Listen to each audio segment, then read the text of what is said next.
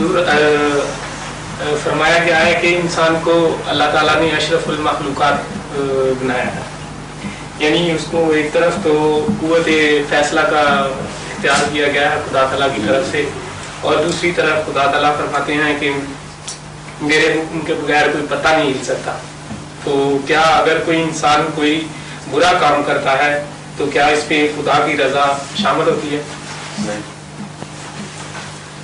کوئی آدمی جو برا کام کرے اس کے کسی لحاظ سے بھی خدا تعالیٰ کو اس کا ذمہ دار قرار نہیں دیا جا سکتا، سوائے اس کے کہ خدا تعالیٰ نے اس کو اختیار دیا تھا، اس سے زیادہ ذمہ داری نہیں۔ یہ بھی اس کی تقدیر ہے۔ اس لحاظ سے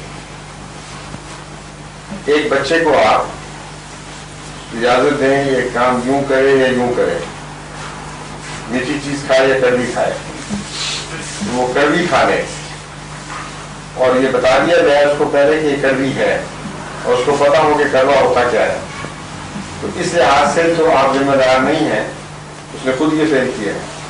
لیکن آپ زبردستی روک بھی سکتے تھے، آپ کا زبردستی نہ روکنا یہی صرف آپ کی ذمہ داری ہے، سمجھیں گے؟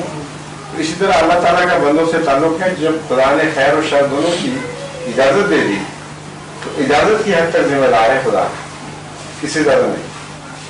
لیکن جو اللہ تعالیٰ کہتے ہیں کہ میرے حکم کے بغیر کوئی پتہ بھی نہیں ہل سکتا، ہاں، تو یہاں خدا نے حکم دیے ہی نہیں نا اس کو، نہیں قرآن آپ یہاں بدی کا حکم کہاں دیا تمہاری دین میں؟ نہیں، بدی سے میرا مطلب نہیں، اگر کوئی آپ کی بات سمجھ رہا ہوں، آپ میری نہیں سمجھے۔ خدا تعالیٰ نے خدا تعالیٰ فرماتا ہے میرے حکم کے بغیر پتہ بھی نہیں ہلتا، بالکل درست ہے۔ اگر خدا نے حکم ہی نہ دیا ہو بدی کرنے کا تو پھر انسان آزاد ہو گیا نا، تو خدا کے حکم کے خلاف نہیں کر رہا وہ، کن معنوں میں؟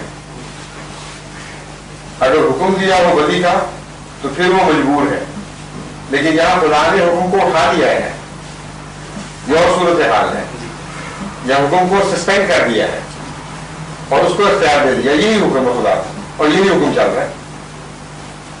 یہاں خدا کا حکم یہ ہے کہ تم مختار ہو گئے ہو یہاں، تو اس کا حکم چل رہا ہے، ہم مختار ہو گئے ہیں۔